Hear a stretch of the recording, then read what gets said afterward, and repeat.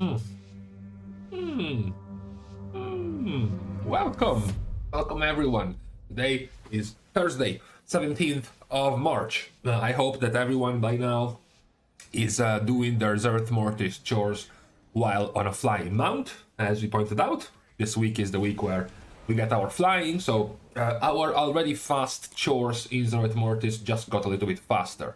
Now, we have to talk about something else for today. Yesterday we touched on some of the major changes that were being brought to this week, which was I guess the revamp, right? The update of the attendance token of merit and the rewards you can get from the Great Vault. I guess calling them rewards is kind of wrong. Perhaps it's more like, I guess, the participation trophy, the bad luck protection in case you don't actually need any of the gear offered to you from the Great Vault. That was the main news from yesterday. Meanwhile, today we have to talk about the actual changes to things already in the game, because Blizzard has gone on and changed quite a few things from the raid and from, I guess, Mythic Plus really is what it's gonna matter for. So let's start with the changes in the raid first, because we have gotten a carpet bombing of nerfs. This was expected. I guess many people, ever since the first week of Heroic, were expecting some type of nerfs here and there, given the tuning of the raid. So we have gotten 4 bosses being primarily the recipient of nerfs, which are Xymox, Prototype Pantheon, Anduin, and Halondrus, of course. So the nerf for Xymox is only for Mythic difficulty. Not all of these nerfs are just going to be centered around Mythic. In fact, some will just be for normal and Heroic. The nerf for Xymox in Mythic is that it's going to have 15% less HP, so the fight is going to last quite a bit less than what it is now. We also have nerfs to Prototype Pantheon as a fight. The Burden of Sin, which is the dot left behind, the stacking dot left by the Natrius, the Prototype, the Natrius, has been reduced by 20%, and this, importantly enough, is just for normal and Heroic. It's not actually a nerf to Mythic. And then another, I guess, nerf to the fight, which is adjusting the timing between Hand of Destruction and Night Hunter in the last phase. If you haven't done Prototype Pantheon, there was this bad timing where you get sucked in by the Hand of Destruction, the same Hand of Destruction of the Natrius in Castronatria, while the Night Fae, the Night Fae Queen was also doing Night Hunter, which was spawning Facton, is a technical term, of soul shapes images, basically, and you had to dodge a whole lot of stuff. The timing now has been made a little bit easier and not as bad as it was. But the main recipient of nerfs for the week are going to be Halondrus and Anduin. So, Halondrus, interestingly enough, if you have been following, the world first race and saw how difficult Halondrus was, all of these nerfs are actually for normal and Heroic. So they are not, for now, actually touching the nerfs of Mythic. They have nerfed it on Mythic a few days ago, so these are the, I guess, nerfs for the majority of the population. So the initial damage of Reclaim, the suck-in he does every once in a while, has been reduced by 10%. The extra speed given to the motes by the Eternity Overdrive, by the laser beam, has been reduced by 50%, and the Earthbreaker missile damage has been reduced by 15%. So these were the main nerfs for the non-mythic version of Halondrus. Anduin gets the same treatment, because Anduin also gets nerfed, but not in mythic, just for the lower difficulties. The health of Anduin himself has been reduced by 5%. Anduin's Despair health, so the mob, the ad, has been reduced by 25% HP. Much more importantly, the Remnant of the Fallen Kings, so Arthas, the Arthas intermission that is going to cast Army of the Dead, is going to spawn 1 less Monstrous Soul. He's only going to cast Monstrous Soul in the first intermission, not the second. This was a major pain point, a focus point for guilds who needed to burst down this ad before he exploded. Now you only have to do it in 1 phase instead of 2. Also, reduce the damage of Wicked Star by 20% in normal and Heroic difficulty.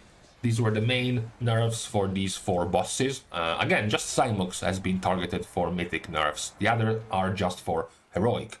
Now, before we move over to what changed in the dungeons, to what changed in Mythic Plus, we do have to point out for a second the current situation in the raid, right? The current difficulty that Blizzard decided for the release of this raid, because at the moment these are the clears, the progression more or less in Mythic. So roughly less than 300 guilds even bothered to get into Mythic in the first week. This is, I'm sure, the new world record of least participation ever in Mythic. I know you often like to say that WoW is dead and that players are quitting left and right, but I don't think that in this case the lower participation has to do with the lower player base. I think in this case it has particularly to do with the difficulty of the raid. So guilds wondering what's even the point in going into Mythic. Looking at how tightly tuned Heroic is, we're gonna get blasted in Mythic anyways, so let's try to clear Heroic first.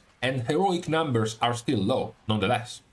Just to point out, for example, after the first two resets, the reset of Heroic, where only Heroic was available and not Mythic, and the second week, the week of Mythic opening, Sylvanas. What was about Sylvanas? How many guilds clear Sylvanas? Well, a little bit over 660 guilds clear Sylvanas Heroic in the first couple of weeks. So 660 something guilds got there ahead of the curve and cleared the entire raid. For this week, the end of this week of Sepulchre of the First Ones, we have roughly 30-ish guilds. It's about 20 times. A little bit over 20 times less than how many guilds cleared Sylvanas last tier. So this is quite the change. Now, it is possible, given I've seen some of the videos about the jailer, it is possible that the actual difficult bosses so far before the nerfs have been Halondrus, have been Anduin, and probably Rygelon, more so than the jailer himself, and the fact that the jailer doesn't actually drop tier pieces. You are kind of wondering, guys, we already had to not waste, but spend a lot of time progressing on some very hard heroic bosses. We are late. We are late in getting into Mythic. What's the point in progressing on the jailer? It doesn't give us tier sets anyways, so we might as well just ditch him until he gets nerfed or something, or we get more item level, etc, etc. So that also might play a part in why not many guilds are even bothering to go with the jailer. At the very least, it does open up for some interesting situations that we haven't seen before. You know, by this point we were used to seeing guilds already trying to progress, trying to clear the raid entirely in Mythic. I read some stats, some data about the fact that this is the first time since Warlords, and one of the few times ever, that a non-end boss lasts for the first reset of Mythic. You know, ever since we have gotten proper Mythic raiding, most of the times in the first reset, bosses would fall all the way up to the last boss. I think it was Fallen Avatar. Yeah, Fallen Avatar, the only one that stay alive one reset without being the end boss. So now, let alone having one of the non-end bosses staying alive, in the first reset we have gotten 3 of them: Anduin, Rygelon, and Lords of Dread. So it's gonna be quite certainly one of the slowest tiers we have gotten so far. No, it's not gonna be like the ancient tiers that used to last weeks, if not months, okay? The old vanilla tiers or even TBC tiers, but from the more modern WoW onwards, it's definitely going to be one of the longest ones. So it does beg the question: what if it's one of the longest ones for the top guilds? What's it gonna mean for normal guilds, for average guilds? I don't think it's as bad. As I said, I think Blizzard is planning this entire thing around the bump up in power of your double legendaries and every player having 4-piece of their set bonus. So eventually it's going to be much more smooth for normal guilds. I'm not saying normal guilds will not even feel it. I'm not saying this type of difficulty jump is only going to be for the top guilds, but it's not going to be as bad for a normal guild. Like, just because you saw the top guilds wiping on Halondrus almost 400 wipes, doesn't mean that when you will get to Halondrus in 2 months, that's going to be the same situation. It is likely going to be much more smooth and a much more clean progression for normal guilds than what you have seen so far for the top guilds. So it's definitely not going to be as brutal for normal guilds. That's almost certain. Now, after we have looked at the raid, we have to look at the nerfs, the changes that we have seen in the dungeons. Because, normal dungeons, the average dungeons we have had since the start of the expansion have already gotten their fair round of nerfs over time. I don't know if you remember the absolute state at the release of the expansion of Necrotic Wake and Sanguine Depths. The amount of nerfs they have received back-to-back over time was quite staggering, to the point that now our okay dungeons, particularly Necrotic Wake, is kind of a good dungeon to go for. You know, Sanguine Depths is still kind of nasty, but they have been nerfed over time. So, obviously, the nerfs in question for this week are for Tazavesh. So, I pointed this out yesterday a little bit, how much harder Tazavesh has been, both of the dungeons, Streets and Gambit, compared to the average rest of the dungeons we have already had for 2 seasons by now. I pointed out the participation of the player base, which is nearly half as much as all of the other dungeons, and then even when the players participate in these dungeons, the completion rate to time the dungeon, the chances you're gonna time the dungeon when you enter these 2 Tazavesh dungeons is half as much on average as all of the other Shadowlands dungeons. So they were clearly outliers in the pools of available dungeons. They were clearly much harder than the other dungeons. So these are the long list of nerfs that are going to be given. One is to Solia's Gambit. So funnily enough, Solia's Gambit is the dungeon that is receiving the most nerfs. Now, completing them both, I thought Streets of Wonder was the one that should have gotten most nerfs for the trash. The trash in Streets of Wonder I have found to be much more nasty than the trash in Solia's Gambit.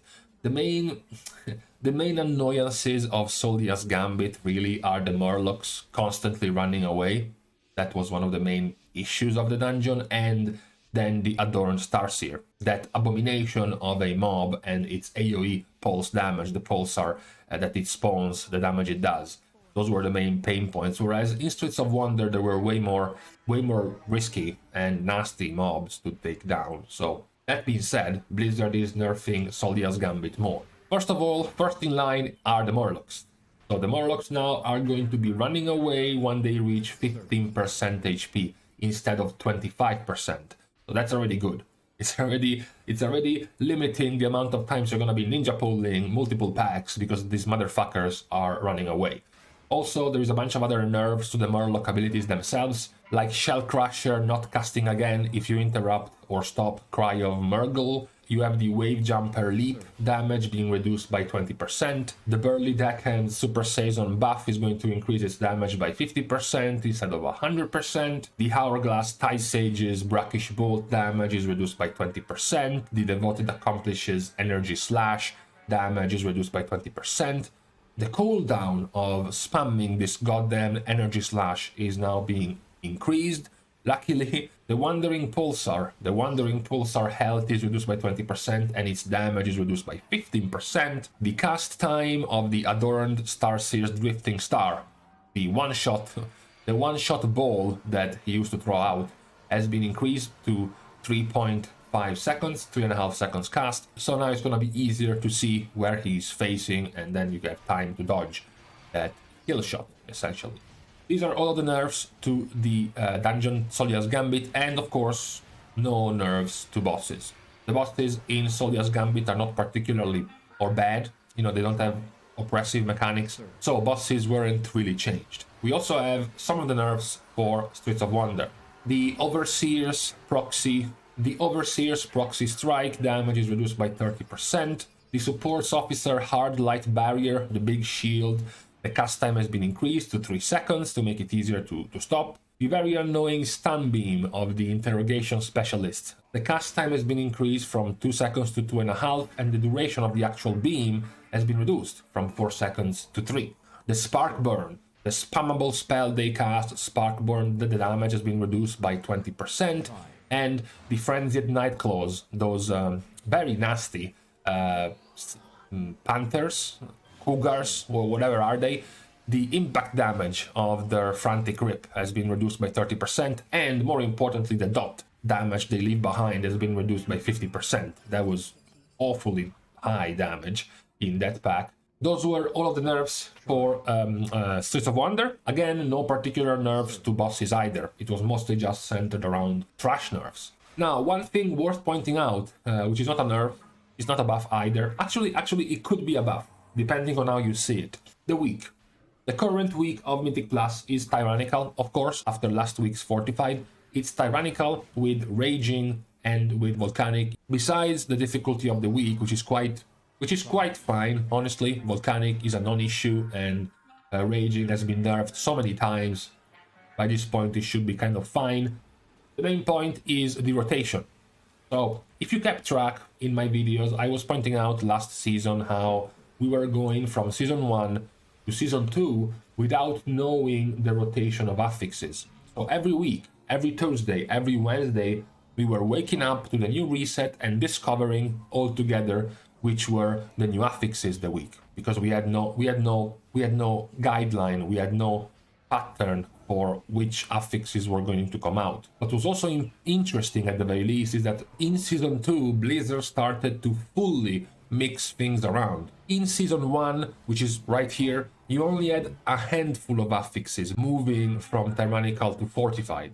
Quaking was one, Inspiring was another, Bursting was another. But then we moved into Season 2, last season, the season of Tormented, and we had a fully out change, because pretty much every affix was moving between Fortified and Tyrannical. If you had the first affix of the season being Bursting and Storming, you would have found later on Bursting and Storming both in Tyrannical.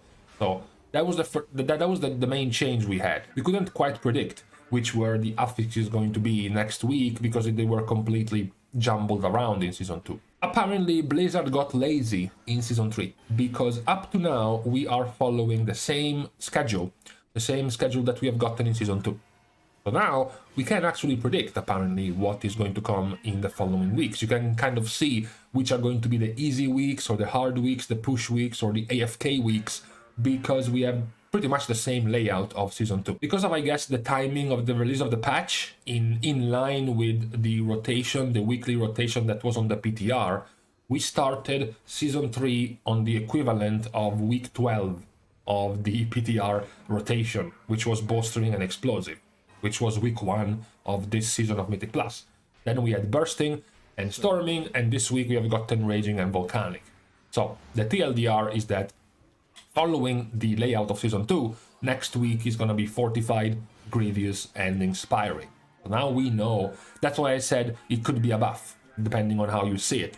Because now at least you know what is going to be the release schedule of the affix combinations for Season 3. Unlike what we had in Season 2, which was basically random. We had no idea.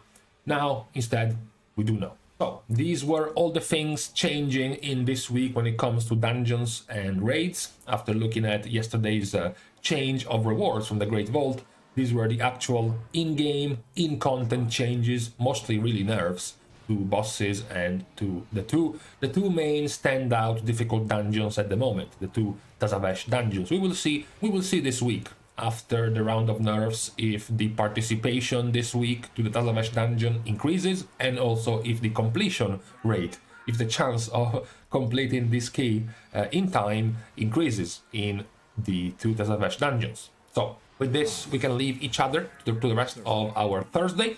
Thank you guys, of course, for watching the video and for helping to support this channel. You can do more by liking and commenting down below on this video, as well as subscribing to the channel. But this day only, the subscription button is going to be left unlocked in celebration for everyone who cleared Tazavesh Streets and Solia's Gambit last week in time.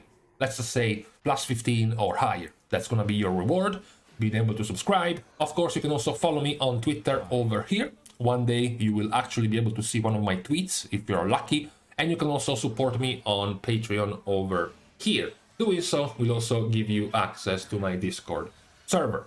I don't think it's a worth trade, but please go ahead if you want to. See you guys soon, and in the meantime, you know, for the purpose of having a chill, laid-back video recording, I decided to open my Great Vault after this video, in case I would be triggered beyond belief and make it show in this video. So wish me luck, guys, I guess.